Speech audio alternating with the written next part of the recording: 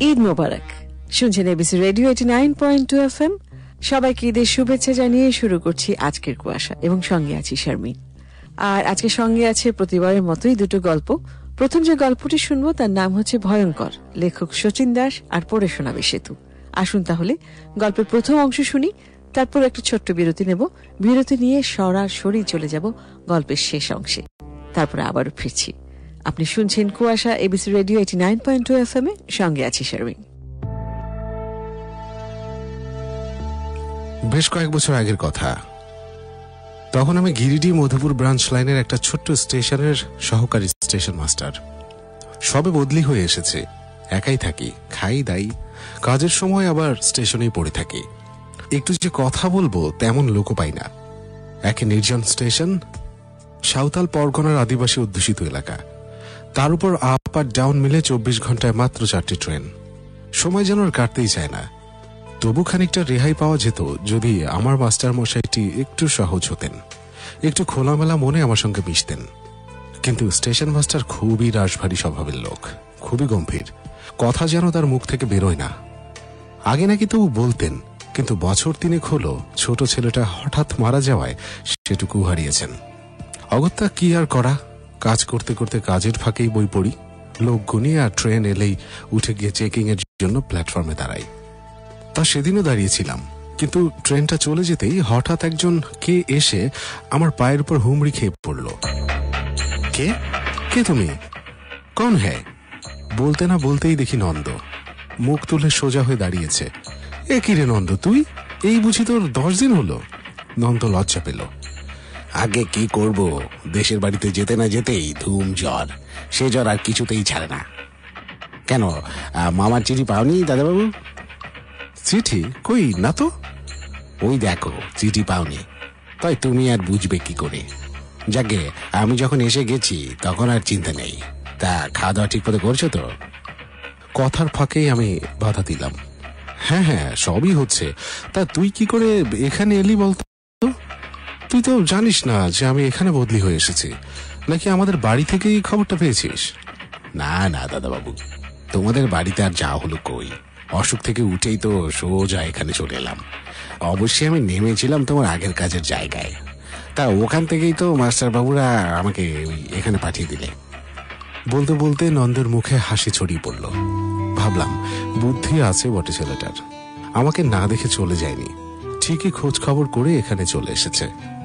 অবশ্য আমিও আমার সহকর্মীদের বলেছিলাম নন্দ এলেই যেন এখানে পাঠিয়ে দেয়। কিন্তু 10 দিনের নাম করে গিয়ে 10 মাসের মাথায় ফিরে না আসাতে আমি ওর কথা প্রায় ভুলে গিয়েছিলাম। যদি বা মনে পড়তো সঙ্গে সঙ্গে রেগে যেতাম ওর উপর। ভেবেছিলাম দেশের বাড়িতে গিয়ে হয়তো বা বিয়ে করে সংসার পেতে বসেছে, তা বসুক, কিন্তু তাই বলে একটা খবর দিতে কি হয়। যাই হোক, ভুলেই গিয়েছিলাম, আর নতুন জায়গায় এসে নিজেই নিজেরটা করে নিচ্ছিলাম। ঠিক এই সময় আজ এখানে এসে হাজির হলো নন্দ। ওকে দেখে খুশি হলাম। যাক, এসে যখন পড়েছে আর আমাকে হাত পুড়িয়ে রেঁধে খেতে হবে না। যা করার ওই নন্দই করবে, ওই তো করতো আগের জায়গায় সবকিছু। নন্দ বলল, হা করে তাকিয়ে কি দেখছো? না চলো তো এখন, দেখি ঘর ধরে হাল কেমন করে রেখেছে তুমি। আমি এগোবার আগেই হন হন করে এগিয়ে চলল নন্দ। আমি ডাকলাম, কিরে অত তাড়াহুড়ো করছিস কেন তুই? নন্দ দাঁড়িয়ে পড়ল। তারপর আমার দিকে তাকাতেই দেখি ওর মুখ শুকিয়ে গেছে, চোখের কোণে হতাশা। কেন দাদাবাবু, তুমি কি কাউকে ঠিক করে ফেলেছ নাকি? একটু মজা করতে ইচ্ছে হলো। বললাম, হ্যাঁ তা তো রেখেছি, পাহাড়ের ওদিক থেকে, ওই দূরের গ্রাম থেকে আসে। কি করব বল, তোর দেরি দেখে ভাবলাম তুই বুঝি আর আসবি না এখানে, তাই। মুখ চুন করে ফিরে চলল নন্দ।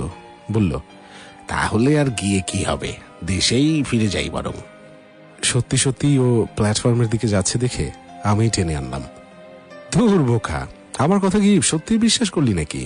লোক কোথায় পাবো এখানে বল? নিজেই নিজের হাত পুড়িয়ে রাখছি আর বারবার তোর কথাই ভাবছি। নন্দর মুখে হাসি ফুটে উঠল। আমি তো জানতাম দাদাবাবু তোমার খুব কষ্ট হচ্ছে, তাই ভালো হতেই সোজা চলে এলুম। নাও চলো দেখি কোন দিকে বাড়িটা বলে তো। ওই তো, আমি হাত তুলে দেখালাম। ওই যে লাল রঙের লম্বা বাড়িটা দেখছিস দূরে, ওরই একটাই আমি থাকি। হনহনিয়ে কোয়ার্টার লক্ষ্য করে হেঁটে চলল নন্দ। কিন্তু তালা খুলে ঘরে ঢুকে সব জালনা টালনা খুলছি, নন্দ হঠাৎ লাফিয়ে উঠল। আরে ছি ছি, এ কি করে রেখেছো তুমি দাদাবাবু? এমন ঘরে কেউ থাকতে পারে? কেন, দিব্যি তো আছি। হ্যাঁ, তা তো আছো, কিন্তু এমন অবস্থায় থাকলে তো দুদিনেই অসুখে পড়ে যাবে তুমি। নাও সরে তো এখন, দেখি কতটা কি করা যায়। বলতে বলতে আমাকে প্রায় বাইরে বের করে দিল নন্দ। আমি জানালাম, ঠিক আছে, তুই ততক্ষণে ঘরদোর গুছোতে থাক, আমি চট করে স্টেশন থেকে ঘুরে আসি। যাবার জন্য পা বাড়িয়েছি, ঠিক এ সময় বিপদটা ঘটল। বাঘা কোথায় ছিল আমাকে দেখেই ছুটে এলো, আর এসেই আমার ঘরে অচেনা একজনকে দেখে ভয়ঙ্কর চেঁচামেচি। পারলে নন্দকে প্রায় ছিঁড়ে খায়। আমি ধমকালাম, এই বাঘা, কি হচ্ছে? নন্দ আমারই লোক, ওকে এভাবে ধমকাচ্ছিস কেন? চিৎকার একটু থামলো, কিন্তু গলার ভেতর চাপা গড়গড় একটা আওয়াজ হয়েই চলল। শেষে আওয়াজটা একটু থামতে নন্দ বলল, আবার এসব তুমি জুটিয়েছে কেন দাদাবাবু? বেশ তো ছিলে। বললাম, আমি কি আর জুটিয়েছি? এক ঝড়ের বিকেলে হঠাৎ কোত্থেকে নিজে এসে হাজির, আর সেই থেকেই এখানে আছে। করার মধ্যে আমি শুধু খেতে টেতে দিই আর একটু আদর টাদর করি, ব্যাস, কুকুরটা দুদিনই আমার ভক্ত হয়ে গেল। তা কামড় টামড় দেবে না তো, যেভাবে চেঁচাচ্ছে? আরে না না, বাঘার মাথায় হাত রেখে বললাম, বাঘা আমার দেখতে যেমন, ব্যবহারও তেমনি সুন্দর। এতদিন আমরা দুজনে ছিলাম তো, এখন তোকে দেখে একটু হিংসা হচ্ছে। ও দুদিন গেলেই ঠিক হয়ে যাবে। ঠিক আছে, তুই হাত লাগা, আমি ঘুরে আসছি। রান্নাটাও করে রাখিস, জিনিসপত্র সবই আছে ঘরে। সঙ্গে তাহলে ওটাকেও নিয়ে যাও দাদাবাবু। নন্দ বলল, বাবা, কুকুর তো নয়, যেন একবারে বাঘের বাচ্চা। আচ্ছা আচ্ছা, তাই নিচ্ছি, চল রে বাঘা। কিন্তু বাঘা তবু নড়ে না, বরং বিপুল উদ্যমে আবারও চিৎকার শুরু করে দিল। পাশের ঘরটাই স্টেশন মাস্টারের। বাঘার চিৎকারে তার স্ত্রী বেরিয়ে এলেন। কি হয়েছে কে সুদীপ? বাঘা আবার আজ এত চেঁচাচ্ছে কেন? বললাম, নন্দর কথা বলেছিলাম না আপনাদের, সেই নন্দ হঠাৎ উদয় হয়েছে আজ। আর বাঘা ওকে দেখেই। ওহো, তাই বলো। বৌদি হাসলেন। আমি ভাবলাম কি না কি হয়েছে। বলে বৌদি আবার ঘরে ঢুকতেই আমিও বাঘাকে টেনে নিয়ে চললাম। নিলাম বটে, চিৎকার তবু থামাতে পারিনি। মাঝে মধ্যে একটু কমলেও গড়গড় আওয়াজ করে বিক্ষোভটা জানিয়ে চলল। বুঝলাম, এখন ওকে ছাড়লে ও গিয়ে নির্ঘাত নন্দর পেছনে লাগবে। তার চেয়ে যতটা সময় পারা যায় আটকে রাখাই ভালো। স্টেশনে এসে অফিস ঘরে ঢুকে তাই বললাম, নে এবারে চুপচাপ বসে থাক বাঘা, আমি যখন যাব তখন আমার সঙ্গে যাবি। বাঘা আপত্তি করল না, কি ভেবে নিচে বসে আমার চেয়ারের পাশেই চুপচাপ পড়ে রইল। মাস্টারমশাই বললেন, কি ব্যাপার, আজ একেবারে ওকে নিয়ে এখানে? সবই খুলে বললাম। স্টেশন মাস্টার জানালেন, যাক, তাহলে তুমি হাঁপ ছেড়ে বাঁচলে এবারে, নন্দ যখন এসে গেছে। আমি ঘাড় নাড়লাম। তারপর আস্তে আস্তে একসময় কাজের ভেতর ডুবে গেলাম। কাজ করতে করতে যে কতক্ষণ কেটে গেছে খেয়াল নেই। খেয়াল হলো হঠাৎ ঘড়ির দিকে তাকিয়ে, প্রায় 1টা বাজে। এখন অন্তত ওঠা দরকার। নন্দটা আজ নতুন এসেছে, তাছাড়া খিদেও পেয়েছে প্রচন্ড। সকালের দিকে আজ তো ওকে খাওয়ানো হয়নি। দুপুরের দিকে ট্রেন থেকে না বলে মাস্টারমশাই এই সময়টা কোয়ার্টারে চলে যান। আমিও খানিকটা কাজ সেরে পোর্টার বেনোয়ারির উপর দায়িত্ব দিয়ে বাড়িতে খেতে আসি। খেয়ে দিয়ে বই বগলে আবার স্টেশনে চলে আসি। আজও সেসব ভেবেই উঠেছিলাম, কিন্তু বেরোবার মুখে খেয়াল হলো বাঘা নেই। কোথায় গেল? দিব্যি তো চেয়ারের পাশে চুপচাপ শুয়েছিল। এদিকে ওদিকে খুঁজলাম, ডাকলামও বার কয়েক, কিন্তু সাড়া না পেয়ে মনে হলো নিশ্চয়ই আমার নজর এড়িয়ে কোয়ার্টারে চলে গেছে। আর গিয়েই এতক্ষণে হয়তো আবার নন্দের উপর হামলা চালিয়েছে। তাড়াতাড়ি পা চালালাম।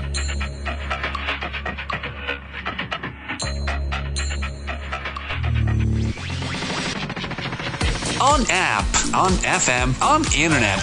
ABC Radio 89. শুনবো গল্পের দ্বিতীয় পর্ব।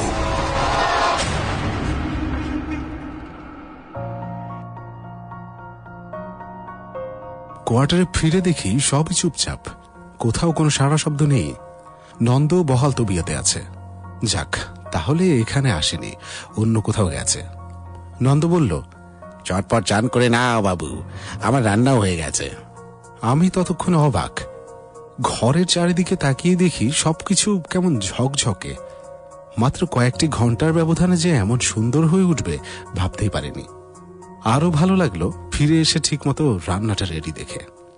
চটপট মাথায় জল ঢেলে চান সেরে সবে খেতে বসেছি, হঠাৎ কোত্থেকে এসে ঝাঁপিয়ে পড়ল বাঘা। আমার ভাতের থালা, ডিমের কারি, বেগুন ভাজা আর ডাল টাল উল্টে ফেলে দিয়ে প্রচন্ড চিৎকারে নন্দকে আক্রমণ করতে গেল। মুহূর্তে আমার মেজাজটা গরম হয়ে উঠল। খিদের সময় খেতে বসেছি, তার উপর এমন সাজানো সব খাবার একটা নির্বোধ জন্তুর গর্তমিতে তা যদি এভাবে নষ্ট হয় তাহলে কার না রাগ হয়। রাগে উত্তেজনায় দরজার মোটা খিলটা তুলে নিয়ে আমি ছুটলাম। বেশ আচ্ছা ভাবে কয়েক ঘা বসিয়ে দিতে হবে, শিক্ষা না হলে হবে না বাগাটার। কিন্তু দৌড়ে গিয়ে রান্নাঘরের দরজায় দাঁড়িয়ে খিলটা তোলার আগেই দেখি নন্দ নেই, বাঘাই শুধু চেঁচাচ্ছে, নন্দ, নন্দ, কোথায় গেলি? আমি কয়েকবার ডাকতেই দেখি আমার পেছনে নন্দ, জ্বলন্ত দৃষ্টিতে বাঘার দিকে তাকিয়ে। ওকে সাবধান করো দাদাবাবু, নাহলে ওকে আমি গলা টিপে মেরে ফেলবো। বাবা রে বাবা, কুকুর তো নয়, যেন বাঘ একটা। বাঘা তেড়ে আসছিল। এবারে খিলটা তুলে একটা বাড়ি মারলাম। আঘাতটা কিন্তু বাঘার লেজের উপরে গিয়ে পড়ল। খিলটা ছেড়ে ডান হাতে সঙ্গে সঙ্গে একটা চট কষিয়ে দিলাম। চটটা খেয়ে বাঘা আচমকা চুপ করে গেল, কিন্তু দাঁত বের করে নন্দর দিকে তাকিয়ে রইল। নন্দ বলল, ও থাকলে আমার থাকা হবে না বাবু, হয় তুমি ওকে বিদায় করো, নাহলে আমিই চলে যাই। কি বলতে যাচ্ছিলাম, নন্দ আবার বলে উঠল, ছি ছি ছি ছি, খিদের মুখের দুটি ভাত। তুমি বসো দাদাবাবু, আমি এখনই আবার সব করে দিচ্ছি। না না থাক, তোর আর কিছু করতে হবে না এখন। বিকেলের গাড়ি আসার সময় হয়ে এলো, আমাকে এক্ষুনি স্টেশন ছুটতে হবে। বলে আলমারি থেকে একটা বই তুলে নিয়ে বেরিয়ে এলাম। কিন্তু স্টেশনে পৌঁছে চেয়ারে বসতে না বসতেই দেখি মাস্টার মশাই ছুটে আসছেন। কি ব্যাপার? মাস্টার মশাই তো আরো পরে আসেন, তার উপর এমন হন্তদন্ত হয়েই বা আসছেন কেন?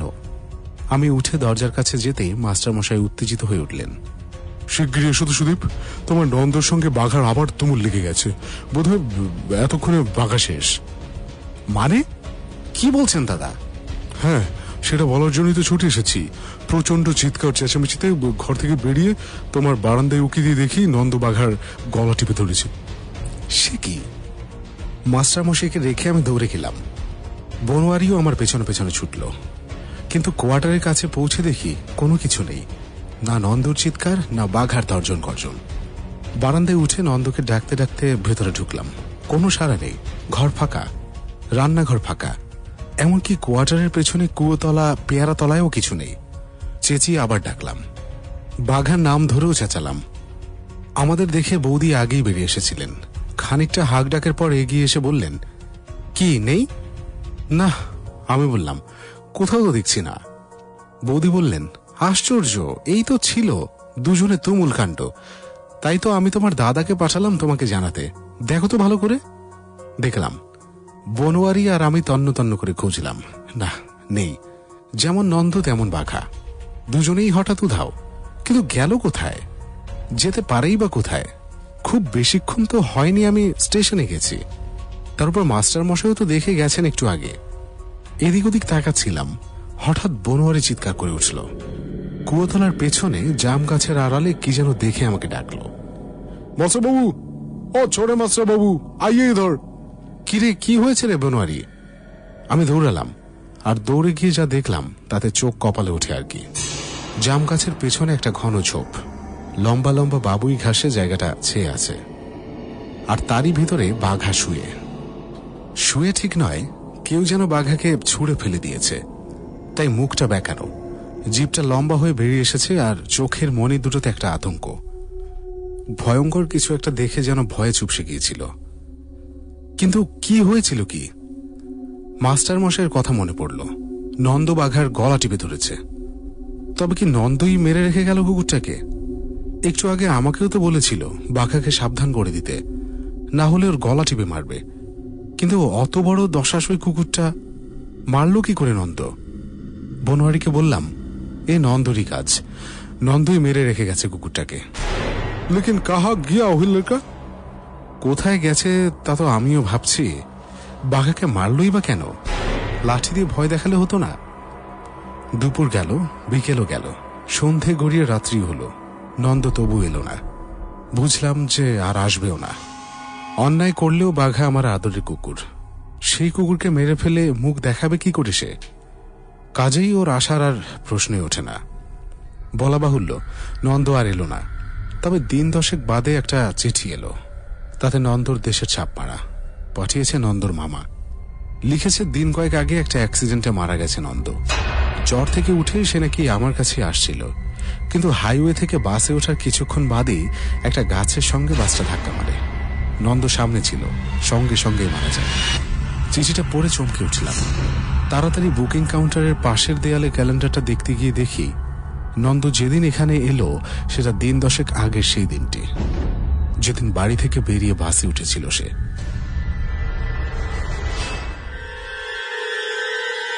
কুয়াশা জান ভাগো ভাগো ভাগো হেডফোনস কানে দিয়ে ABC Radio.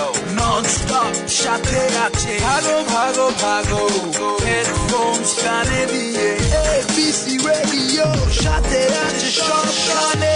ABC Radio 89.2 FM. কুয়াশা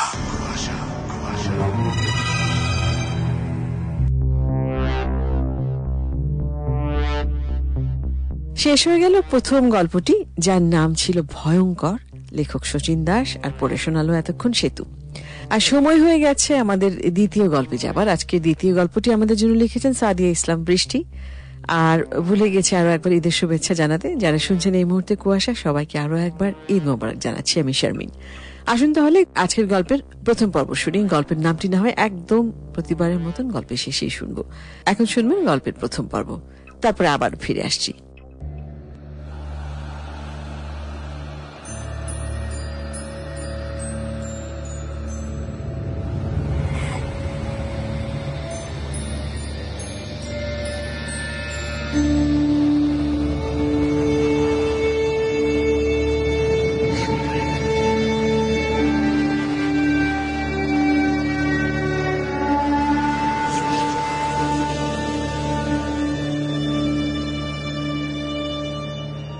মানুষ ভাবে একরকম আর হয় একরকম।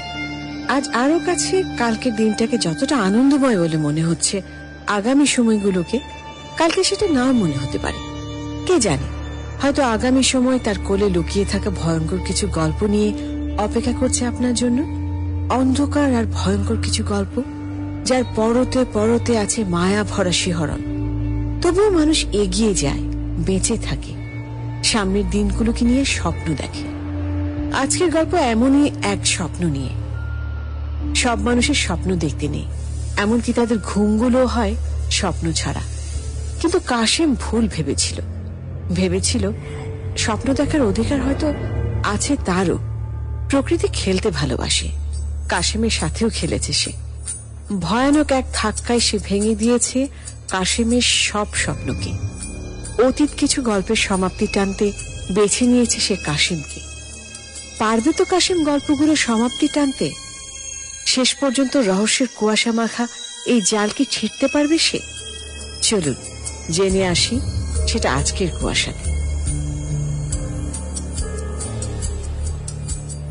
অফিসিয়াল লেটারটা হাতে পাওয়ার পর থেকেই কেমন যেন ধুকপুক করছে কাশেমের বুক। তাহলে কি শেষ পর্যন্ত আর সবার মতন ওর চাকরিটা হয়েই গেল? আর সবার সাথে কাশেমও এবার থেকে সকালবেলা গোসল করে রেডি হবে আর মোড়ের বাস স্ট্যান্ড থেকে বাস ধরবে। ভাবতেই কেমন গা শিউরে উঠছে কাশেমের। ভালো লাগার অনুভূতি ভরে যাচ্ছে পুরো শরীরে। তাই চিঠিটা খুলতেও ভয় লাগছে ওর। যদি চিঠি খুলে দেখতে পায় আগে সবগুলোর মতন এই চাকরিটাও হয়নি ওর, তাহলে এই ভালো লাগা, গা শিউরে ওঠার মতন আনন্দ সব শেষ। কাঁপা কাঁপা হাতে অবশেষে খামের মুখ খুলল কাশেম। প্রথমে বিশ্বাস হলো না পড়ে। পরিষ্কার ভাবে চিঠিতে লেখা আছে যে কাশেম সিলেক্টেড হয়েছে। এটাকে কি অ্যাপয়েন্টমেন্ট লেটার বলে? এই লেটারের জন্য কি এতদিন এত কষ্ট করা? ঘরের টেবিলের উপর জগ আর গ্লাস রাখা ছিল, কিন্তু জগে পানি ছিল না। বাইরে টিউবওয়েল থেকে পানি ভরলো প্রথম ও জগে, তারপর ধীরে সুস্থে ঘরে ঢুকলো। পানির স্বাদ যেন একটু অন্যরকম মনে হলো ওর। ছোট্ট আর অগোছালো ঘরটাকে দেখতেও অসম্ভব সুন্দর মনে হলো হঠাৎ। খাম থেকে চিঠিটা আবার বের করলো কাশেম। ওটা পড়তে পড়তে খেয়াল করলো চোখের পাশটা কেমন যেন ভিজে গিয়েছে ওর। কি ব্যাপার কাশেম, হঠাৎ এত মিষ্টি? কি ব্যাপার, কি কিছু হয়েছে নাকি? হ্যাঁ চাচা, আমার চাকরি হতে পারে বলছিলাম না গত সপ্তাহে। সে তো তুমি প্রতিবারই বলো, তাই এবার কি চাকরিটা হয়েই গেল নাকি শেষমেশ? জি চাচা, আপনাদের দোয়ায় এইবার চাকরিটা হয়েই গেল। দোয়া তো সব সময় করি। তা বাবা, এত মিষ্টি আনার দরকার কি ছিল? তার চাইতে বাড়ি ভাড়াটা যদি দিয়ে যেতে। এইবার থেকে প্রতি মাসের প্রথমেই টাকা পেয়ে যাবেন চাচা। আসলে আমার তো মা বাবা নাই, বাড়ির কেউ নাই যাকে সুখবরটা দেব আর কি। আপনি আছেন একমাত্র মুরব্বী যাকে খবরটা দেয়া যায়, তাই এই মিষ্টিটা ধার করে যদিও, তবু চাচা মিষ্টি মুখে দিয়ে দোয়া করলে খুব ভালো লাগবে চাচা।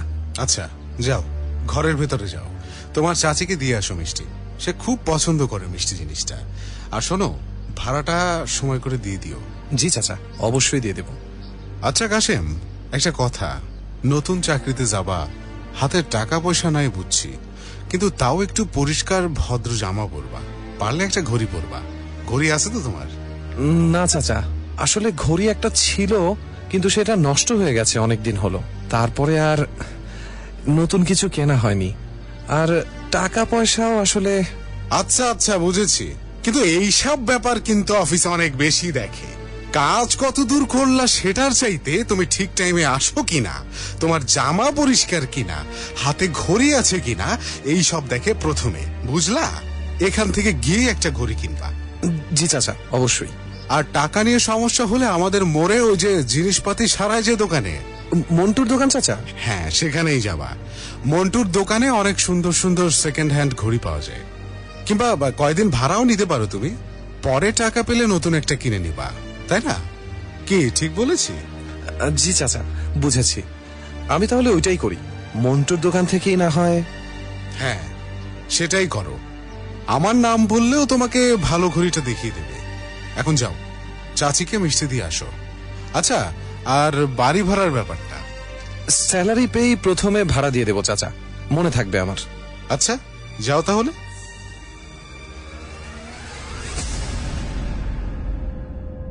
ঘরে এসে খানিকক্ষণ হাতের ঘড়িটার দিকে তাকিয়ে থাকলো কাশেম। কি সুন্দর চকচক করছে জানালার আলো পেয়ে।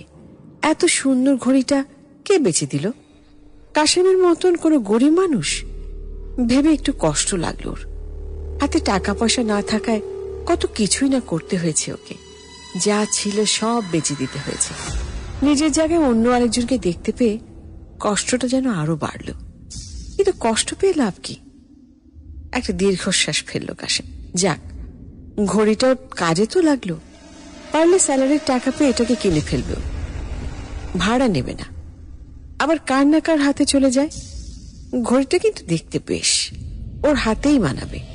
পরদিন ঘড়িটা পরবে ভেবে তুলে রেখে দিল কাশেম স্টিলের বাক্সের ভেতরে। ওখানে ওর যা ছোটখাটো সম্পত্তি সব রাখা। ঘড়িটা প্যাকেটে করে মুড়ে যত্ন করে রেখে দিল কাশেম সেখানে। সে রাতে খুব ভালো ঘুম হলো ওর।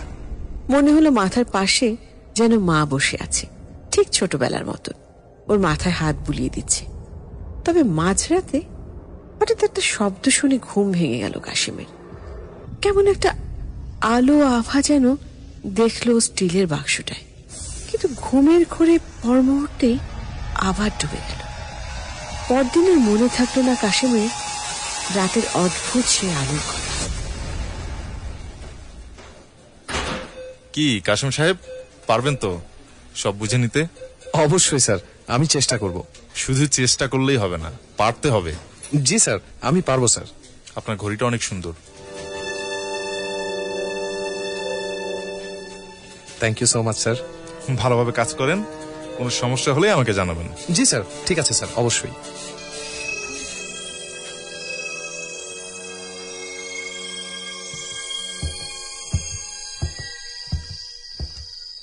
কি ব্যাপার কাশেম, অফিসে গিয়েছিলে নাকি? জি চাচা। রাত বাজে 11টা, এত দেরি? কাজের একটু চাপ ছিল চাচা। আমার আগে যে ছিল সে অনেক কাজ আধ খপচা করে রেখে গিয়েছিল, সেই কাজগুলোকে ঠিক করতে হলো, ওনার কাজগুলো বুঝে নিতেও হলো। তা ঠিক, কাজ প্রথম প্রথম করতে একটু সময় বেশি লাগবেই, কাজ করা ভালো। তাহলে যাও, খাওয়া দাওয়া করে শুয়ে পড়ো তাড়াতাড়ি। জি জি, আচ্ছা।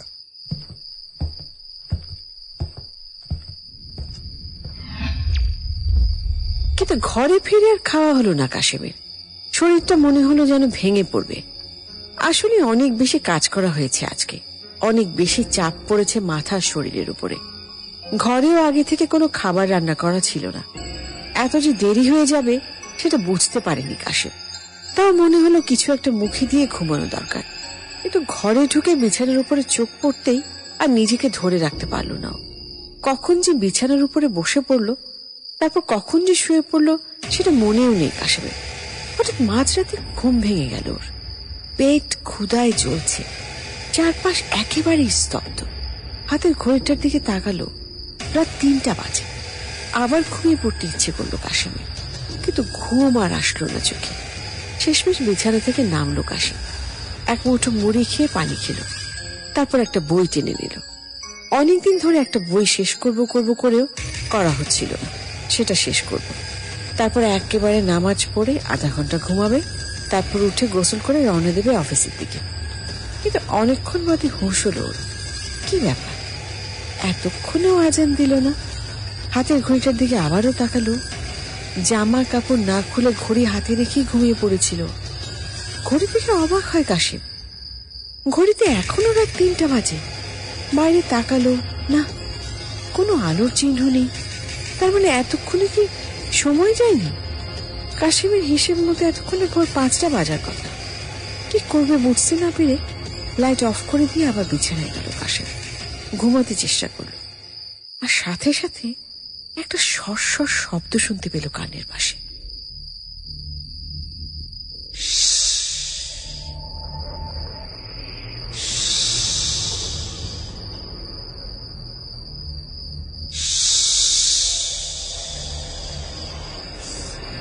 এটা এটা কিসের শব্দ? কিছুই তো নেই। তাহলে শব্দটা আসছে কোথা থেকে? আরে সাপ! সাপ কোথা থেকে এলো? কাশেম, কাশেম! কে কে? আমি বাড়িওয়ালা চাচা। দরজা খোলো কাশেম।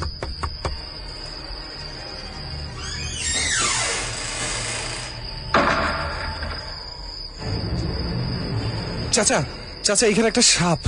আরে সাপটা আবার গেল কোথায়? এই মাত্রই তো সাপটা এখানে। কিসের সাপ কাশেম? এখানে কোনো সাপ নেই, দেখো। কিন্তু চাচা, চাচা এখানেই ছিল, এখানেই সাপটা। আমি খুঁজে দেখছি, তুমি বসো। আমি সাপ ভয় পাই চাচা, খুব বেশি ভয় পাই। আপনি কিছু একটা করেন চাচা। চাচা, আপনি কোথায় গেলেন? চাচা, চাচি, চাচি দরজা খোলেন। চাচি, চাচি দরজা খোলেন।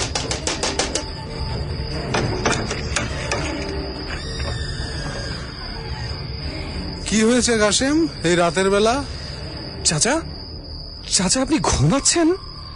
একটু আগে আমার ঘরে তাহলে কি করে? আপনি একটু আগে কোথায় ছিলেন? ঠাট্টা করছো নাকি কাশেম? এই রাত 3টার সময় আমি আর কোথায় থাকবো? আমার ঘরে ছিলাম, ঘুমাচ্ছিলাম। রাত 3টা? চাচা কয়টা বাজে বললেন? রাত 3টা? অদ্ভুত ছেলে তো তুমি। হাতে ঘড়ি আর আমাকে জিজ্ঞেস করছো কয়টা বাজে, তাও আবার এই রাতের বেলা ঘুম থেকে উঠিয়ে। পাগল হয়ে গেলে নাকি তুমি? এখন যাও, যাও তো, আমাকে ঘুমাতে দাও। চাচা, কিন্তু আপনি একটু আমার সাথে যদি আসতেন। আরে আচ্ছা, বিপদ হলো তো। যাও তো, ঘুমাও, আমাকে জ্বালিও না। রাত 3টা বাজে এখনো। কিভাবে? না, মাথা ঢুকছে না। আমি কি পাগল হয়ে যাচ্ছি? চাচা, চাচা, চাচা দরজাটা। না, এটা ঠিক হচ্ছে না। এত রাতে কাউকে বিরক্ত করাটা ঠিক হচ্ছে না আমার। কিন্তু কি হলো কাশেম, কোনো সমস্যা নাকি? আপনি এখানে দরজার বাইরে কিভাবে? এই মাত্র তো দেখলাম আপনাকে ঘরের ভিতরে ঘুমাচ্ছেন, দরজা বন্ধ করে দিলেন একটু আগে। মাথা খারাপ নাকি তোমার? ঘুম আসছিল না বলে ভাবলাম একটু ছাদে গিয়ে ঘুরে আসি। আমি আবার তোমাকে দরজা খুলে দিলাম কখন? আমি তো নিচেই ছিলাম না। না, এটা হতে পারে না। আমি ভুল দেখেছি, আমি ভুল দেখেছি, আমি পাগল হয়ে যাচ্ছি। কাশেম, শান্ত হও। কি হয়েছে আমাকে বলো। চাচা এখন কয়টা বাজে বলুন তো? তা তো জানি না, তোমার হাতে তো ঘড়ি আছে। দেখি কয়টা বাজে। 3টা বাজে। না না না, 3টা বাজতে পারে না এখন। সময় কেন থেমে গেছে? সময় সময় কেন যাচ্ছে না চাচা? চাচা, চাচা আপনি কোথায় গেলেন? চাচা, চাচা দরজা খুলুন। চাচা, চাচা।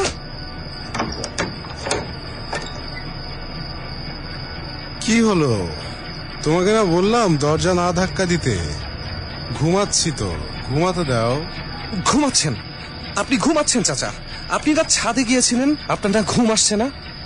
তোমার মাথা খারাপ? এই রাতে ছাদে কেন যাব আমি? বিছানায় শুতেই ঘুম চলে আসে আমার। আমি কেন ঘুমাবো না? দয়া করে আর বিরক্ত করো না।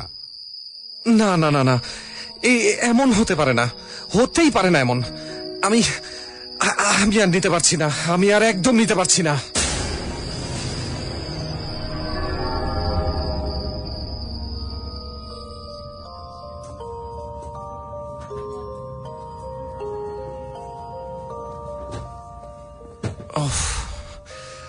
এত এত আলো কেন? আমার মাথাটা ব্যথায় ভেঙে যাচ্ছে। আর একটু শুয়ে থাকো, এখন উঠো না। আপনি চাচা, আপনি চাচা, আপনি সত্যি? আপনি তো? কি হয়েছে বলো তো কাশেম? কাল রাতে কি হয়েছিল?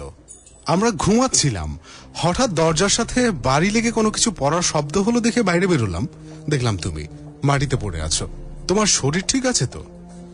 হ্যাঁ চাচা, আমার শরীর ঠিক আছে, কিন্তু কালকে খুব অদ্ভুত কিছু ব্যাপার ঘটেছে চাচা। আমার খুব ভয় লাগছে। আচ্ছা ঠিক আছে, ব্যাপার না, তুমি ভয় পেও না। আজ রাতে আমাদের সাথে থেকো। আমার ছেলে জহির বিদেশে যাওয়ার পর থেকে ওর বিছানাটা তো খালিই পড়ে থাকে। তুমি বরং আজ ওখানে ঘুমিও।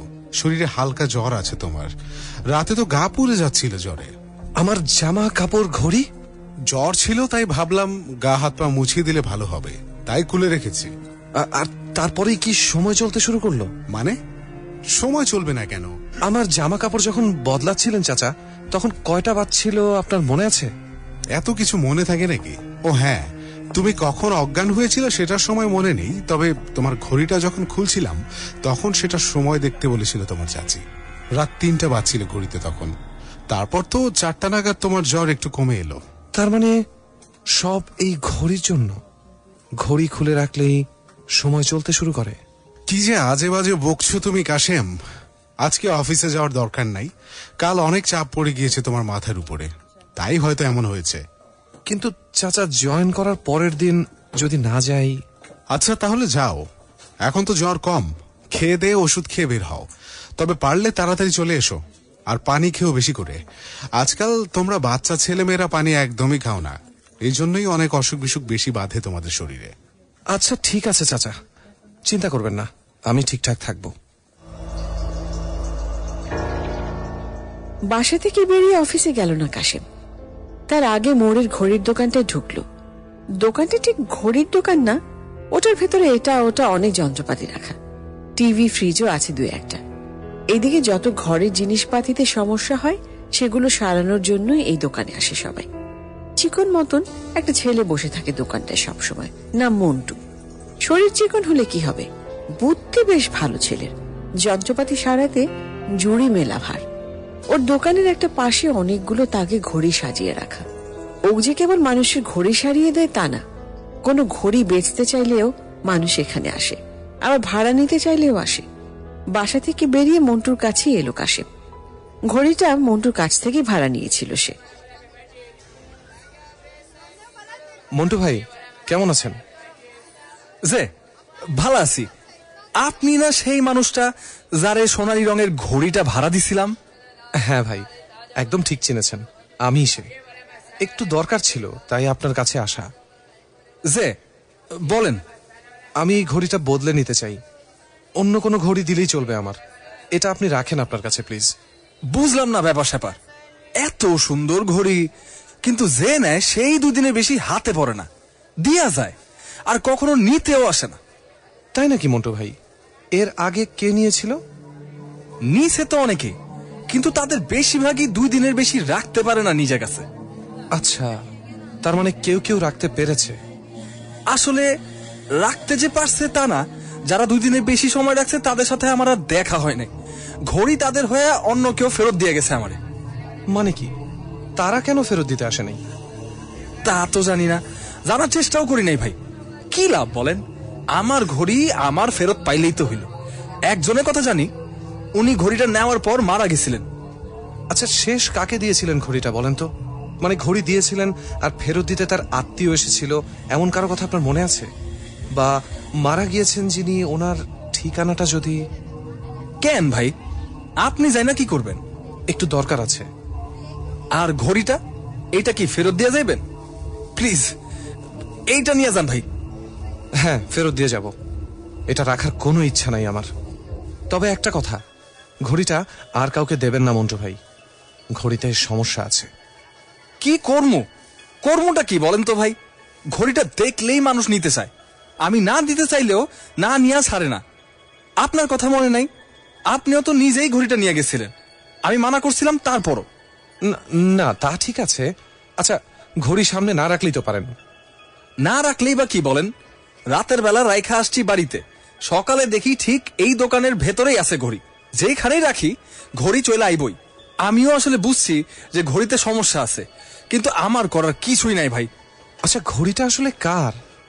আপনি পেলেন কিভাবে? আমার দাদার বাবার আমলের ঘড়ি। উনি কিভাবে পাইছিলেন ঠিক জানি না, তবে এই ঘড়ি পরা একটা ছবি আছে ওনার আমার ঘরে টাঙানো। বিশ্বাস করবেন না, ওই ছবিটাতেও কেমন জানি একটা ঝামেলা আছে। আমার ঘরটা ছোট, কিন্তু ছবিটা সরানোর কোনো উপায় নাই। যতবার সরে রাখতে চাই ঠিক ততবারই চলে আসে আমার ঘরের ভেতর। একবার অনেক দূরে ফেলে আইছিলাম, কে একজন জানি আমার ঘরের সামনে আবার এটারে ফালায় রেখে গেছে। এত কিছু হয়েছে আপনার সাথে, আপনি খোঁজ নেননি? জানতে চাননি কি এমন সমস্যা ছিল আপনার দাদার বাবার সাথে? ওনার ঘড়ি আর ছবি কেন এরকম অদ্ভুত আচরণ করে আপনি জানতে চেষ্টা করেননি? কার কাছে জানতে চামু কন? কিন্তু ভাই, আমি খুঁজতেছি সেই মানুষটারে যে এই ঘড়ি নিজের কাছে রাইখা দিতে পারবো, যার কাছে গেলে ঘড়িটা আর ফিরাইব না। কেন? আপনার তো কোনো ক্ষতি করে না ঘড়িটা। করে না তা ঠিক, কিন্তু কইরা বসতেও তো পারে। আচ্ছা, দিন আপনি আমাকে ওই লোকের ঠিকানাটা দিন, আমি দেখব কি হচ্ছে এখানে। এই যে নেন ঠিকানা, ওনার নাম শওকত। তবে ভাই, আপনি একটু সাবধানে থাকেন। ঘড়ির আবার পছন্দ অপছন্দ আছে। এই ঘড়ি যারে পছন্দ করে ফেলে তার কাছে বারবার ফিরা যায়, ওই ছবির মতো।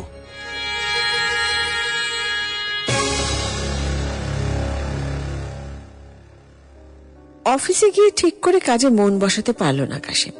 সারাক্ষণ মাথার ভেতর ঘুরতে থাকলো মন্টুর শেষ কথাটা। এই ঘড়ি যাকে পছন্দ করে তার কাছে বারবার ফিরে যায়। ঘড়িটা কি কাশেমের কাছে ফিরে আসবে?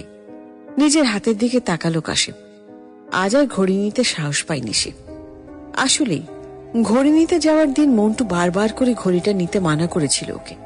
কাশেমই শোনেনি।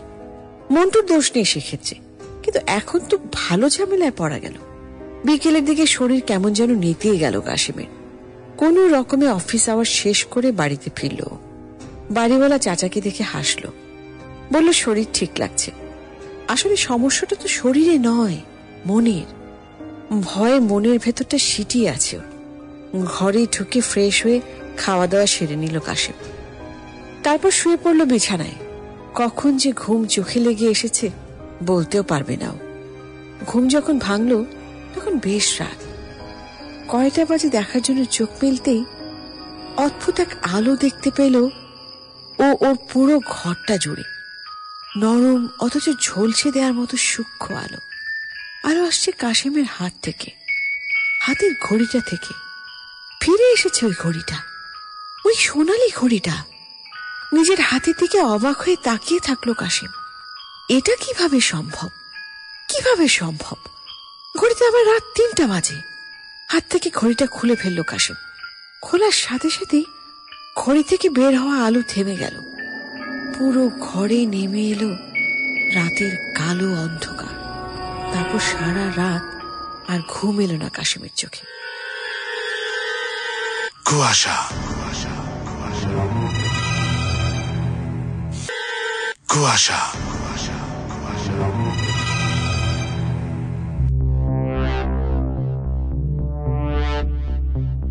আজকের দ্বিতীয় গল্পের প্রথম পর্ব শুনলেন এতক্ষণ একটি ঘড়ি নিয়ে ঘটনা, যে ঘড়ি রাত 3টার সময় বন্ধ হয়ে যায়, বা 3টার সময় যে ঘড়িটি পড়ে থাকেন, যে ঘড়িটির মালিক মানে ভাড়া করা হয়েছিল ঘড়িটি, তার ঘুম ভাঙিয়ে দেয় রাতের বেলা।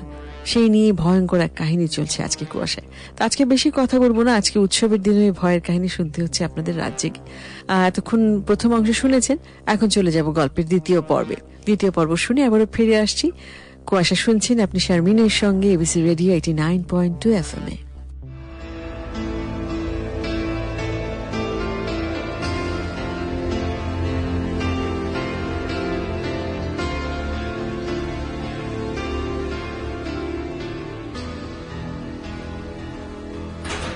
আসসালামু আলাইকুম স্যার, আমার 2 দিনের ছুটি লাগবে স্যার, শরীরটা ঠিক ভালো নেই। মাত্রই তো জয়েন করলেন, 2 সপ্তাহ হয়নি, এর ভেতর ছুটি? কাসেম সাহেব ভেবে বলছেন তো? স্যার ছুটি না স্যার, সিক লিভ চাচ্ছি স্যার। অসুখের উপর তো কারো কোনো হাত নেই, তাই না স্যার? আচ্ছা ঠিক আছে, আপনার অ্যাপ্লিকেশন লিখে আনুন, আমি সাইন করে দিচ্ছি। আর শুনুন, একটু তাড়াতাড়ি সুস্থ হওয়ার চেষ্টা করুন। জি জি স্যার, ঠিক আছে।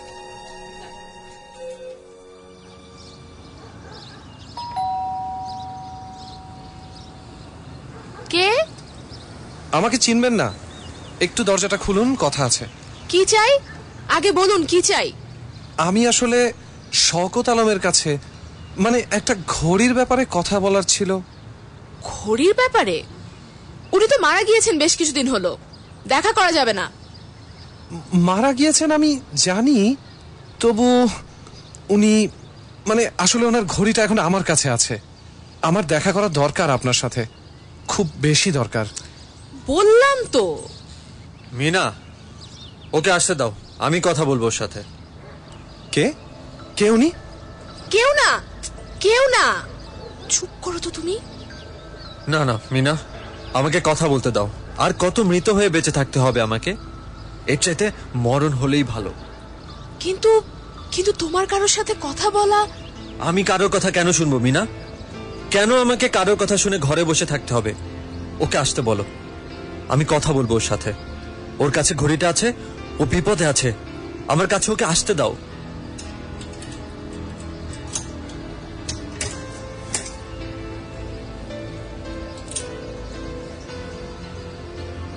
আসুন। আচ্ছা, একটু আগে কে কথা বললেন? উনি কে? এই যে আপনি, মানে আপনি কি শওকত আলম? আমার খুব জরুরি কথা ছিল আপনার সাথে। আমার ঠিকানা পেলেন কি করে? আর আমার খোঁজ কে দিল আপনাকে? আমি সোনালী রঙের একটা ঘড়ি নেই কয়েকদিন আগে, আমি যেখানে থাকি তার পাশেই মন্টু নামের একটা ছেলের দোকান, সেখান থেকে ঘড়িটা নিয়েছিলাম আমি। আর তারপর থেকেই সমস্যা শুরু হলো। ঘড়িটা আমি জানি, আমি জানি ঘড়িটায় কি সমস্যা। তারপর বলুন, ঘড়ি পেলেন বুঝলাম, সমস্যাতেও পড়লেন বুঝলাম, কিন্তু এখানে এলেন কিভাবে? আমি আসলে ঘড়িটা ফিরিয়ে দিতে যাই, কিন্তু ঘড়িটা আবার আমার কাছে চলে আসে, আমার হাতে। প্রতিদিন আমি ঘড়িটা ফেলে দিয়ে এসেছি, ভাঙার চেষ্টা করেছি, পানি আগুন কি দিয়ে ওটাকে সরানোর চেষ্টা করিনি, কিন্তু কিছুতেই কোনো লাভ হয়নি। ওটা ঠিক আমার হাতে এসে গিয়েছে রাত 3টায়। নানা রকম অস্বাভাবিক কার্যকলাপ হয়েছে। আমি মন্টুকে জিজ্ঞেসও করেছিলাম, আর ও আমাকে বলেছিল যে তুমি প্রথম না, তোমার আগে এমন কিছু হয়েছে, আর সব দোষ ওর দাদার বাবার, তাই না? হ্যাঁ, আমি ওর কাছে আমার আগে এরকম ঝামেলায় পড়েছে এমন কারো ঠিকানা চেয়েছিলাম। মন্টু আমাকে আপনার ঠিকানা দেয়। ও বলেছিল আপনি মারা গিয়েছেন এই ঘড়ির কারণে, কিন্তু এখানে এসে দেখলাম আপনি। হ্যাঁ, আমি বেঁচে আছি, খুব ভালোভাবে যে বেঁচে আছি তা না, তবে বেঁচে আছি। ব্যাপারটা কি বলুন তো? না শওকত, তুমি কিচ্ছু বলবে না, কিচ্ছু বলবে না তুমি। না আমি না, আমাকে বলতে দাও। কতদিন আর এভাবে চুপ করে থাকবো আমি? সেই মেয়েটার কথা আমাকে বলতে দাও। আর ওই ছেলেটা, আমি যদি এভাবে চুপ করে থাকি তাহলে ওরা থামবে না, আমার জন্য মারা পড়বে আরো মানুষ। আরো মানুষ মানে? এর আগেও কি মানুষ মারা গিয়েছে নাকি এই ঘড়ির কারণে? আপনার কি মনে হয় এমনি এমনি ছেড়ে দেবে ওরা? প্রতিশোধ নেবে না? কিন্তু কারা, কাদের প্রতিশোধ নেওয়ার কথা বলছেন আপনি? সব তোমাদের ভুল ধারণা। ওরা মরে গেছে, বেঁচে নেই, কিছুই করতে পারবে না ওরা। ওদের সেই শক্তি নেই। ওদের শক্তি আরো বেশি। তোমার মনে নেই এর আগে ওই ঘড়ি যারা নিয়ে গিয়েছে তাদের কি অবস্থা হয়েছিল? ওরা কি বলতো মনে নেই? ওরা বলতো এই ঘড়িতে অভিশাপ লেগে আছে, অনেক অনেক অভিশপ্ত এই ঘড়ি। ওরা কাঁদে, ওদের আত্মাগুলো শাস্তি চায়। আপনি আমাকে সব বলুন, আমি সব জানতে চাই। এবার ঘড়িটা আমার কাছে এসেছে, আমি আর সবার মতন মরতে চাই না। ঘটনাটা অনেকদিন আগের, আজ থেকে 6 বছর আগে। আমি, মন্টু আর নীরব একসাথে পড়ালেখা করতাম তখন। স্কুলের গণ্ডি সবে পেরিয়েছি। হঠাৎ তখন আমাদের দলের ভেতর থেকে নীরব সিগারেট খাওয়া শুরু করলো, আর ওর সাথে সাথে আমরাও 2-1 টান দিতাম। তারপর আর কি, যা হয়, আমরাও সিগারেট ধরে ফেললাম। তবে সিগারেটের সেই নেশা সিগারেট পর্যন্ত থেমে থাকলো না। ছোট ছিলাম, টাকা পয়সা তেমন ছিল না হাতে। সিগারেটের টাকা পেতে বাসা থেকে ছোটখাটো জিনিস চুরি করে বাইরে বেচে দিতাম। তেমনই একদিন বেচতে গিয়েছিলাম দোকানে আমার মায়ের হাতের বালা। ভেবেছিলাম ওটা বেচতে পারলে অনেকদিন আর টাকার চিন্তা করতে হবে না। কিন্তু বিপত্তি বাঁধল অন্য জায়গায়। হঠাৎ ওখান থেকে আমাকে দেখে ফেললো এক বড় ভাই।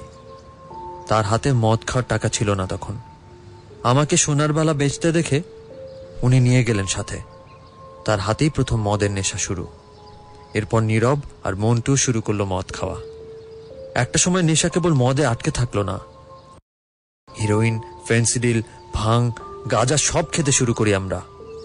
আমার অবস্থা দেখে ইন্টার পাসের পরপরই বিয়ে দিয়ে দেয় বাবা। ভাবে সুমতি আসবে, আসে না। উল্টো মিনার গায়েও হাত তুলতে থাকি আমি টাকার জন্য। পাগল হয়ে যেতাম হাতে টাকা না থাকলে। আর তেমন একটা দিন ছিল সেদিনও। আমরা 3 বন্ধুই টাকা পাওয়া যাবে এমন কাউকে হন্য হয়ে খুঁজছি। সন্ধ্যা হয়ে গিয়েছে। আমরা 3 জনই রাস্তার পাশে ফুটপাতে চুপচাপ বসে আছি। আমরা 3 জন 3 রকম নেচারের। আমাদেরকে একসাথে স্কুলের পরে সময়গুলোতে বেঁধে রেখেছিল এই নেশাই। আমরা ওই দিন জানতাম না ঠিক কি করব। এমনকি যেটা করেছিলাম সেদিন সেটাও যে করব এটাও কখনো ভাবিনি। কি করেছিলেন সেদিন? অ্যাকচুয়ালি কি করেছিলেন আপনারা? রাস্তাটা বেশ শুনশান ছিল। সন্ধ্যাবেলা আমরা রাস্তার পাশে বসে, একটা মোটরসাইকেল এগিয়ে এলো, একটা ছেলে আর একটা মেয়ে। হঠাৎ মাথায় কি যেন হয়ে গেল। মনে হলো মোটরসাইকেলটা যদি নেওয়া যায়, কিংবা ছেলেটার পকেট থেকে ভয় দেখে কিছু টাকা যদি। আপনারা মোটরসাইকেল থামালেন? হ্যাঁ, আর থামানোর পরেই ছেলেটার কাছে টাকা চাইলাম। কিন্তু ছেলেটা একদমই দিতে রাজি হলো না।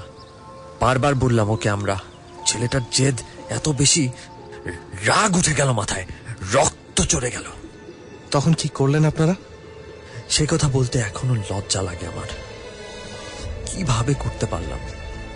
ছেলেটা শক্ত মুখে তাকিয়েছিল, আর মেয়েটা কুকড়ে এতটুকু হয়ে গিয়েছিল। সেসব অবশ্য চোখে পড়েনি তখন আমাদের কারো। আমলে নেওয়ার চেষ্টাও করিনি। মাথায় তখন নেশার ভূত চড়ে আছে। মেয়েটা মারা যায় ছেলেটাকে বাঁচাতে গিয়ে। ওর মাথায় লোহার রড দিয়ে বাড়ি মারে মন্টু। ছেলেটাকে ধরে রেখেছিলাম আমরা। ছেলেটা মোচড়াচ্ছিল নিজের শরীর যতটা শক্তি দিয়ে সম্ভব, কিন্তু আমরা ছাড়িনি ওকেও। মেয়েটা মরে যাওয়ার পর ছেলেটাকেও মেরে ফেলি আমরা। ওদের টাকা পয়সা, দামি জিনিসপত্র কেড়ে নিই, তারপর পালিয়ে যায় ওখান থেকে। তারপর নীরবের খুব পছন্দ হয়ে গিয়েছিল ছেলেটার হাতের ঘড়িটা। ওটাকেও নিয়ে নিয়েছিল, বেচতে চায়নি। কেউ জানতেও পারেনি ওই ছেলে মেয়ে দুজনকে কে মেরেছিল। আমার কিছু মনে ছিল না। ওদের চেহারা, ওদের চিৎকার, কিছুই না। কেবল মাথায় ভাসত ছেলেটার চোখ। নিজের ভালোবাসার মানুষকে না বাঁচাতে পারার ক্ষোভ, বেদনা, কষ্ট, অসহায়ত্ব সব যেন ঠিকরে বেরোচ্ছিল চোখ থেকে। কেউ জানতে পারেনি? না, তখন এখনকার মতো এত ভালো আইনি তৎপরতা ছিল না, আর এত ক্যামেরার ব্যাপার স্যাপারও ছিল না। জায়গাটাও ছিল একটু বেশি নীরব। সময়টা ছিল সন্ধ্যার পর, তাই মানুষ খুব বেশি রাস্তায় ছিল না তখন। কেউ এগিয়েও আসেনি। তাহলে সমস্যা শুরু হলো কবে থেকে? এই ঘটনার পর আমাদের 3 বন্ধুর ভেতরে যোগাযোগ অনেকটাই কমে গিয়েছিল। আমি বাসায় থাকতে শুরু করেছিলাম, মিনার সাথেও সবকিছু একটু একটু করে ঠিক হয়ে যাচ্ছিল, কিন্তু কারো কোনো খবর থাকলে আমরা বাকি 2 জন জানতে পারতাম। তাই নীরবের পাগল হয়ে যাওয়ার খবরটা জানতে বেশি দেরি লাগেনি। আচ্ছা, সত্যি কি পাগল হয়ে গিয়েছিলেন উনি? আমার সেটা মনে হয় না, কিংবা কে জানে, অতিরিক্ত মানসিক চাপে হয়তো। তখন এটাই মনে হয়েছিল। ভয় পাচ্ছিলাম ওর পাগলামের ভেতরে আমাদের নাম না বলে দেয়। কিন্তু নীরব কিছুই বলেনি, আমাদেরকে ডেকে নিয়ে গিয়েছিল ওর ঘরে। তারপর আস্তে আস্তে বলেছিল ওদের কথা। ওদের কথা? কাদের কথা? ওই ছেলে মেয়ে দুটো। ওরা নাকি প্রায় আসে ওর কাছে, ঠিক রাত 3টার সময়। কাঁদে, মাঝে মাঝে রেগে গিয়ে হাতের কাছে যা থাকে তাই ছুঁড়ে মারে ওর দিকে, আঘাত করে। মাঝে মাঝেই নাকি কয়েকটা সাপ দেখা যায় নীরবের ঘরে। কোথা থেকে এসেছে এগুলো নীরব জানে না। সাপগুলোকে মারা হয়, কিন্তু আবার চলে আসে ওগুলো ঘরে। নীরবের ভাষায় ওরা সাপ না, কারণ সাপগুলোকে মারার সময় ওদের মাথা হয়ে যায় সেদিনের সেই ছেলে আর মেয়েটার মাথা। সেই আকুতি ভরা বাঁচার অনুরোধ। পরিবারের সবাইকেই ভুল দেখতে শুরু করলো নীরব, সবাইকে দেখে ভয় পেতে শুরু করলো। নীরবের ঘরের পাশে একটা বিশাল গাছ ছিল, সেখানে নাকি সারাক্ষণ হাজার হাজার চোখ লাগানো থাকে। সেই চোখগুলোর পাতা নেই, সেগুলো একভাবে তাকিয়ে থাকে নীরবের দিকে। তারপর একদিন শুনলাম মারা গিয়েছে নীরব, ছাদ থেকে লাফ দিয়েছিল। এরপর থেকে আমিও বাইরে বের হই না খুব একটা। এইসব কথা মিনাকে বলেছি আমি। নীরবের পর ঘড়িটা কিভাবে যেন মন্টুর কাছে এসে পড়ল। আমার কাছে কখনো আসেনি ওটা, হয়তো মন্টু মারা যাওয়ার পর আসবে। আর সেই ভয়ে ওটাকে কারো কাছে দিয়ে দেওয়ার চেষ্টা করেছে মন্টু, কিন্তু কোনো লাভ হয়নি। যাকেই দিয়েছে সেই মারা গিয়েছে। আপনাকেও দিয়েছিল, আপনিও ফিরিয়ে দিয়েছেন। তবে ঘড়িটা যখন আপনার কাছে ফিরে এসেছে, আপনাকেও মেরে ফেলবে। নীরব নাকি ছেলে মেয়ে দুটোর অতৃপ্ত আত্মা, কে মারবে জানি না, তবে আপনাকে মরতে হবে। তাহলে মন্টুকে কেন মারছে না ওটা? কেন নিরীহ মানুষগুলোকে মারছে? জানি না, কিছুই জানি না। হয়তো মন্টুকে একটু একটু করে মারতে চাইছে ঘড়িটা। একেবারে মেরে ফেলার চাইতে এটাই হয়তো ভালো মনে হচ্ছে ওদের কাছে। আমি কিছুই জানি না। অনেক প্রশ্ন সবার মনে, আমার মনেও, কিন্তু এইসব প্রশ্নের উত্তর আছে ওই ঘড়িতে। আমি অপেক্ষা করছি এখন সেই দিনটার জন্য, যেদিন মন্টু মারা যাবে আর ঘড়িটা আসবে আমার কাছে। মন্টু বলেছিল আমি যেহেতু ঘরের বাইরে বের হই না, তাই মৃত সেজে থাকতে সবার কাছে। ঘড়ি নিয়ে কোনো সমস্যা হলে ওর কাছে কেউ আসলেই যাতে আমার মৃত্যুর কথা বলতে পারে ও সবাইকে। কারণ কেউ যদি জানতে পারে এই ঘড়ির সব রহস্যের পেছনে মন্টুর দাদার বাবা নয়, আছে এমন বিভৎস একটা ঘটনা, তাহলে হয়তো ঘড়ির আগে পুলিশ ধরে নিয়ে যাবে মন্টুকে। মন্টু সেটা চায়নি। আমিও এতদিন চুপচাপই ছিলাম। যতজন এখানে এসেছে তাদের সবাইকে মিনা বলেছে আমি মারা গিয়েছি, কিন্তু আর কত? আর পারছি না আমি এইভাবে থাকতে। কিন্তু আমি তো কিছু করিনি, আমি কেন মরব? কারণ আপনি নিজেই আপনার মৃত্যুকে বেছে নিয়েছেন। ঘড়িটাকে যেদিন নিজের হাতে পড়বেন বলে ঠিক করেছেন, সেদিন থেকেই। আমার মৃত্যু নিশ্চিত, তবে আপনারটাও হয়তো খুব বেশি দেরি নেই। সম্ভবত আমার আগেই মরতে হবে আপনাকে। আমি আজ আসি তাহলে।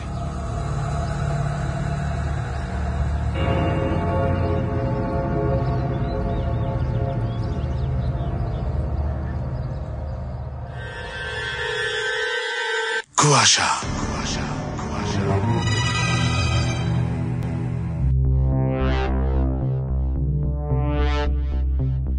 গল্পের দ্বিতীয় পর্ব শেষ করলাম। চলছে কুয়াশা এবিসি রেডিও 89.2 FM এ। ঘড়ি নিয়ে এক অদ্ভুত কাহিনী, ভয়ঙ্কর কাহিনী, একদম গায়ের লোম দাঁড়িয়ে যাওয়া এরকম একটি কাহিনী। তো ঠিক আছে, গল্পের দ্বিতীয় পর্ব শেষ করে আমি আর কথা বলছি না, সরাসরি চলে যাচ্ছি গল্পের শেষ অংশে বা শেষ পর্বে, যা এই মুহূর্তে আমরা শুনবো। আপনি আছেন শারমিনের সঙ্গে, আর যে শারমিনের সঙ্গে কুয়াশায়, যা চলছে এবিসি রেডিও 89.2 FM এ। যাচ্ছি গল্পের শেষ পর্বে, আমার সঙ্গেই থাকবেন, কোথাও যাবেন না।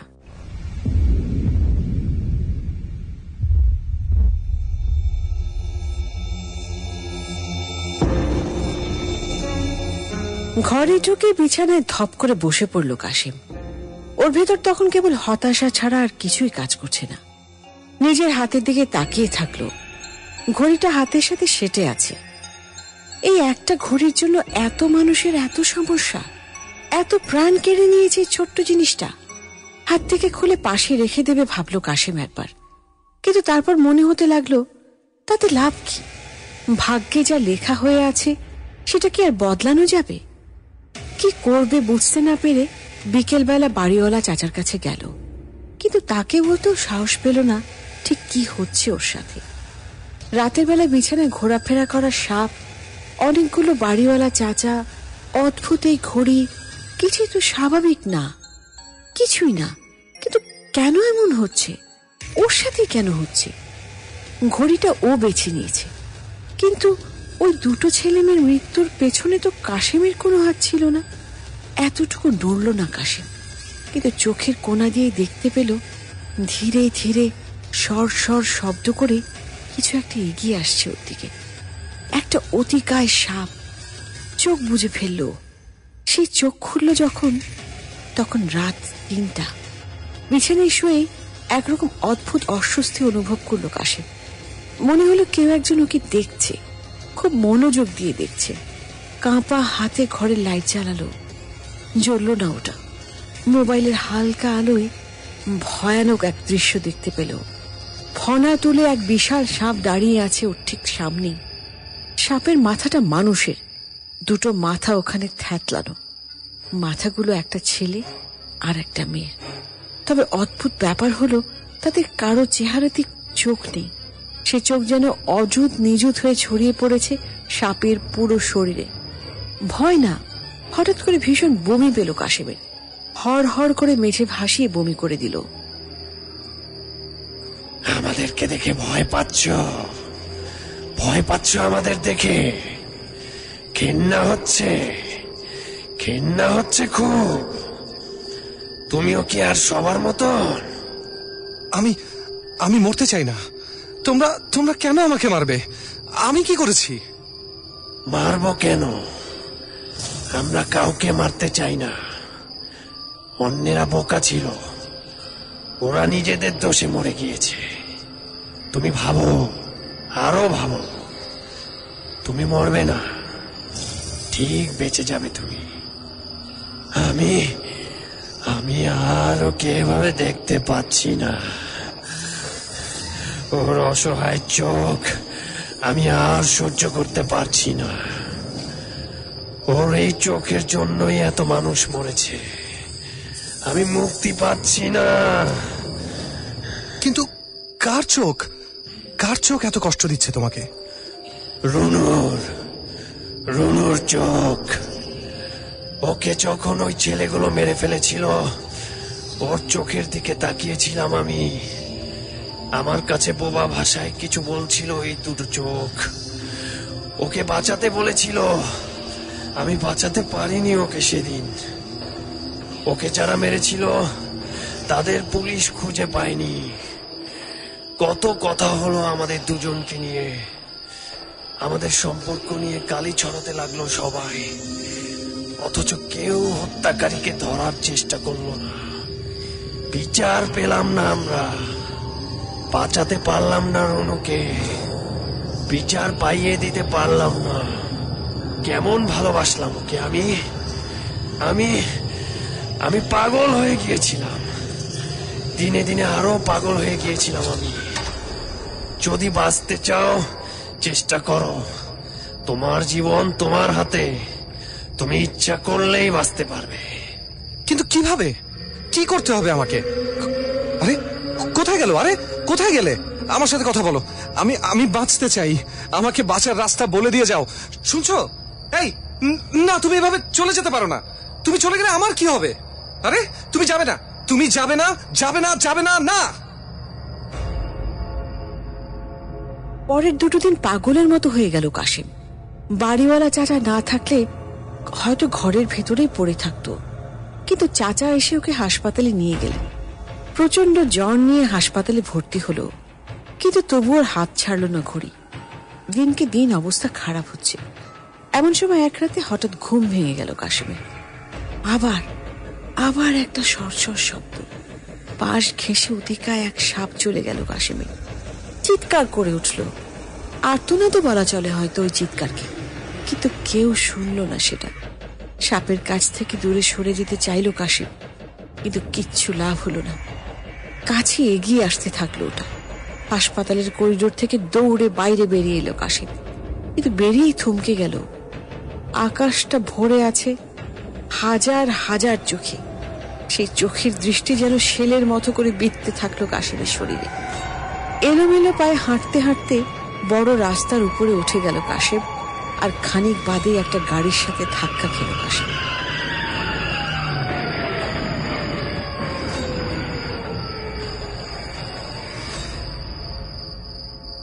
এই যে, উঠুন। আপনি কে? এখানে কেন? আমি ব্যাপার তো সন্দেহজনক। এই রাতের বেলায় এখানে এই রাস্তায় পাগলের মতো দৌড়াচ্ছেন, আবার বলতেও পারছেন না আপনি কে। আমাকে বাঁচান, আমাকে ওরা মেরে ফেলবে। ওই সাপ, ওরা ওই চোখ, না আমি আর নিতে পারছি না। ওই চোখের দৃষ্টি। অদ্ভুত লোক তো, কি সব আবল তাবল বলছে। এই জহির, একে অ্যারেস্ট করো তো। থানায় নিয়ে ডলা দিলে ঠিক বলে দেবে কি হয়েছে। কোথায় না জানি কি করে এসেছে, এখন ভুলভাল বকছে খালি। না না, আমি কিছু করিনি, তবু ওরা আমাকে মেরে ফেলবে। আমি কিছু করিনি, সব দোষ ওদের। ওরা ওই ছেলেটা আর মেয়েটাকে মেরে ফেলেছিল, ওদের সবকিছু নিয়ে পালিয়ে গিয়েছিল। আমি কিছু করিনি, সব ওই মন্টু, শওকত আর নীরবের দোষ। প্লিজ আমাকে অ্যারেস্ট করবেন না। ব্যাপার তো দেখছি আসলেই জটিল। কে কাকে আবার মেরে ফেলেছে? এই, একে থানায় নিয়ে চলো, কিছু একটা তো নিশ্চয়ই হয়েছে।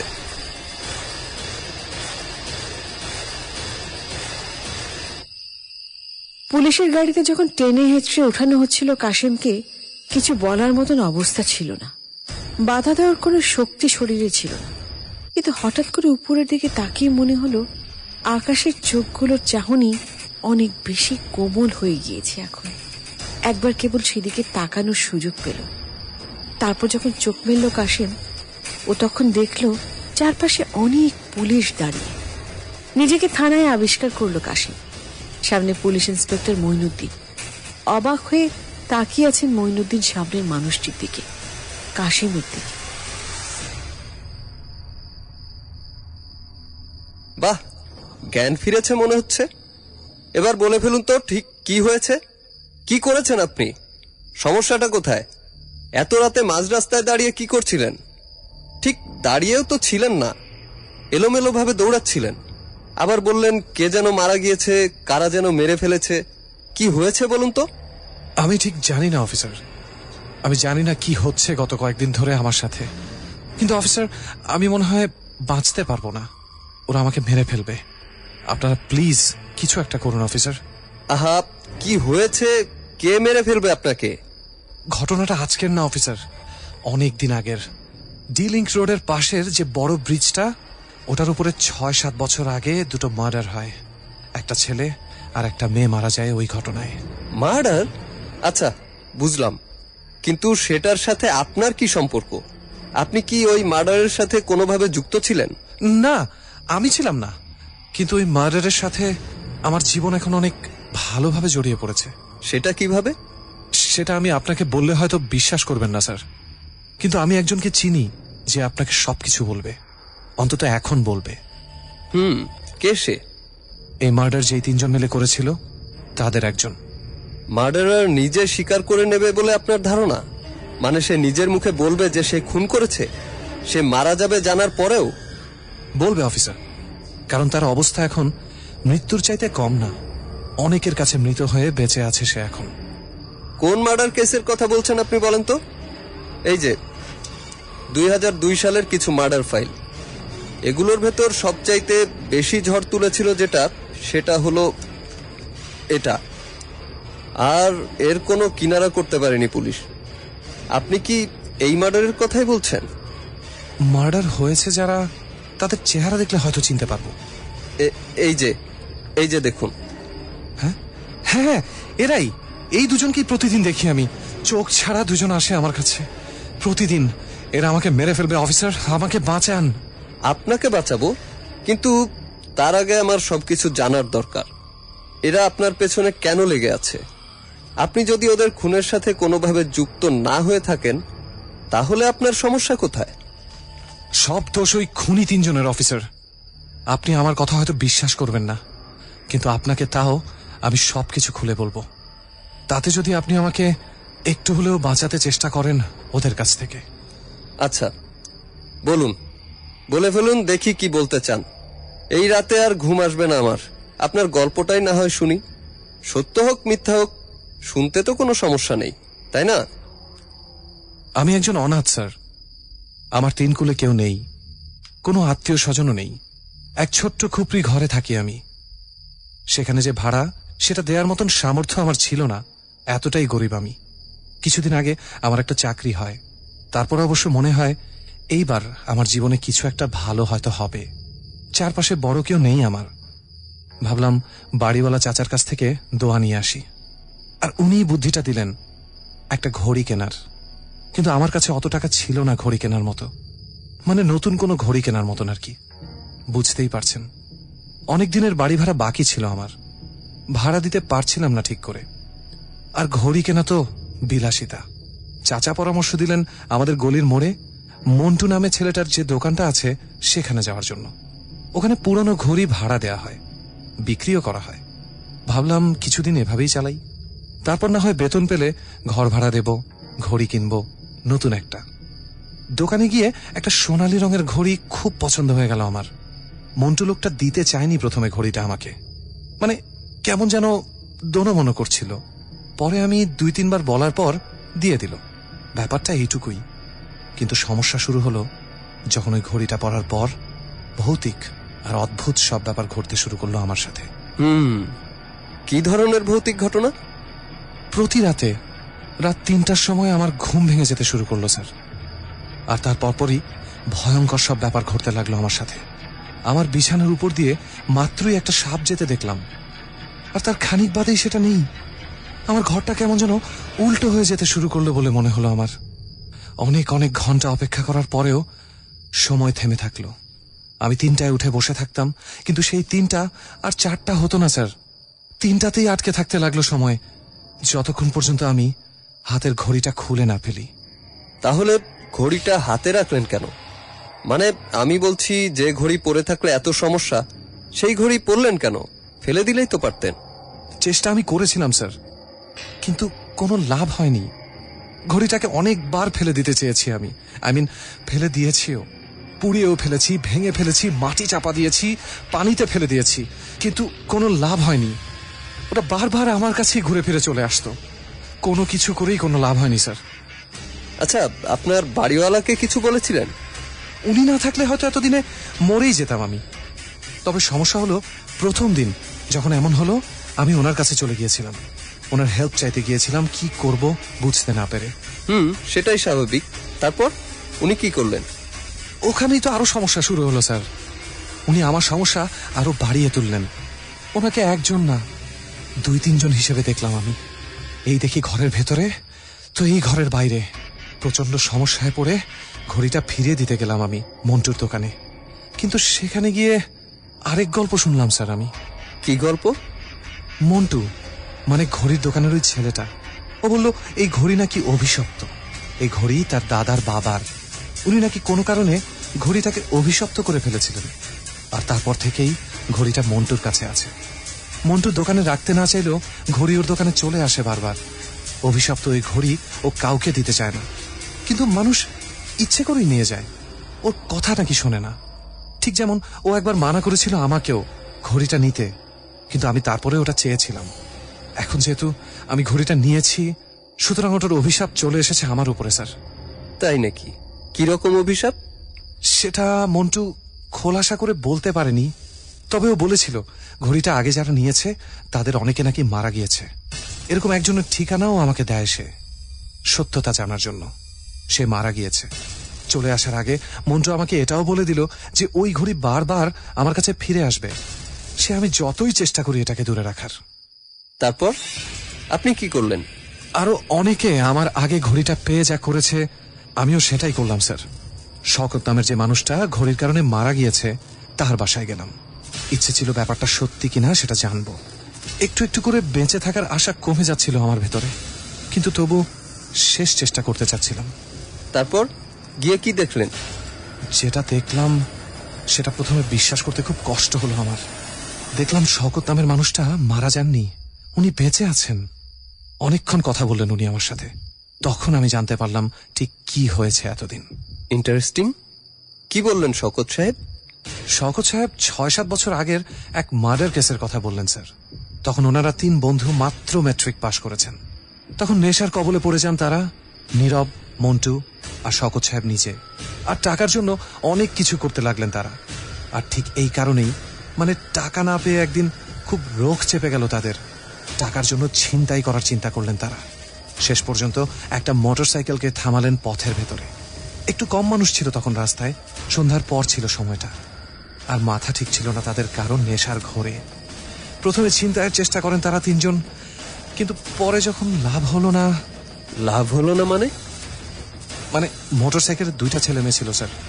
তাদের কাছে সবকিছু কেড়ে নেওয়ার চেষ্টা করে নীরব, শওকত আর মন্টু, কিন্তু ছেলেটা দিতে চায় না।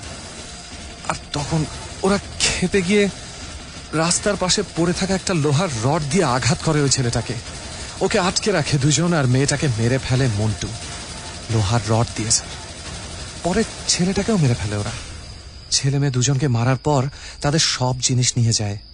আর ছেলেটার হাতের ঘড়িটা, ওটা খুব পছন্দ হয়ে যায় নীরবের।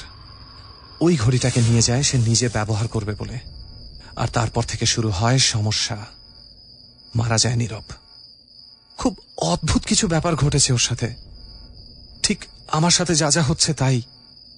কিন্তু ওর কথা কেউ বিশ্বাস করেনি। শেষ পর্যন্ত এক রাতে, রাত 3টার সময় ছাদ থেকে লাফিয়ে পড়ে মারা যায় ও। এরপর ঘড়িটা নিজ থেকেই চলে আসে মন্টুর কাছে। মন্টু সেটা সবাইকে দিয়ে দেওয়ার চেষ্টা করে, কিন্তু পারে না। ঘড়িটা মেরে ফেলেছে। ব্যাপারটা এমন হলে মন্টুকে কেন মারছে না? শওকত সাহেবের ধারণা ভয় দেখিয়ে একটু একটু করে মারতে চাইছে মন্টু আর ওনাকে। কিন্তু কিন্তু এবার আমার হাতে ঘড়িটা এসেছে, আমাকে মেরে ফেলবে ওটা।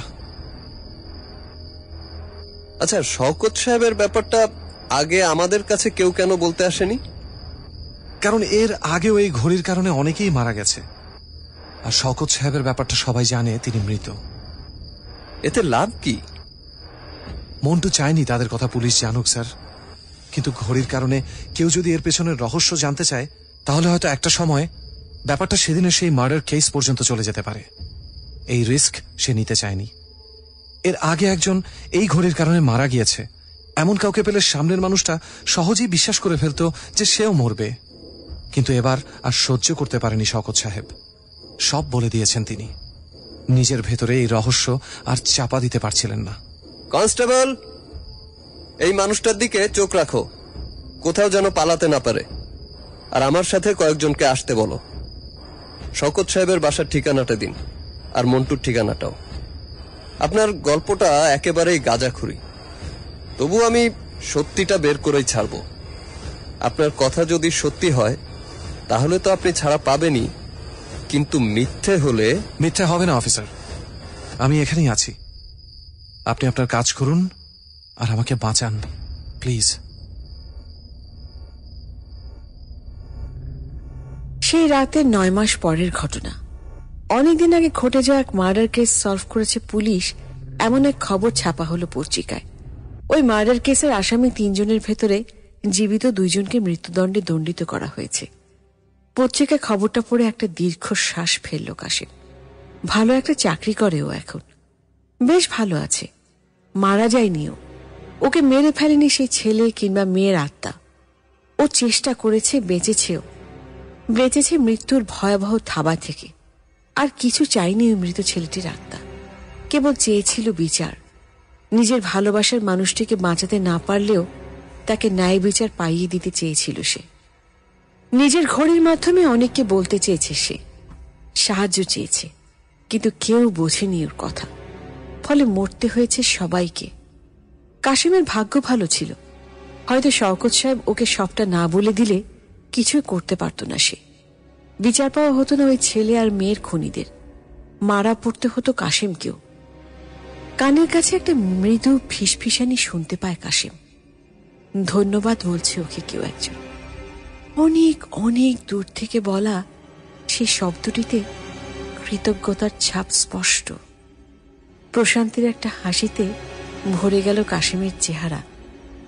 হাতের পত্রিকাটা রেখে অফিসের ফাইলে মুখ গুজল।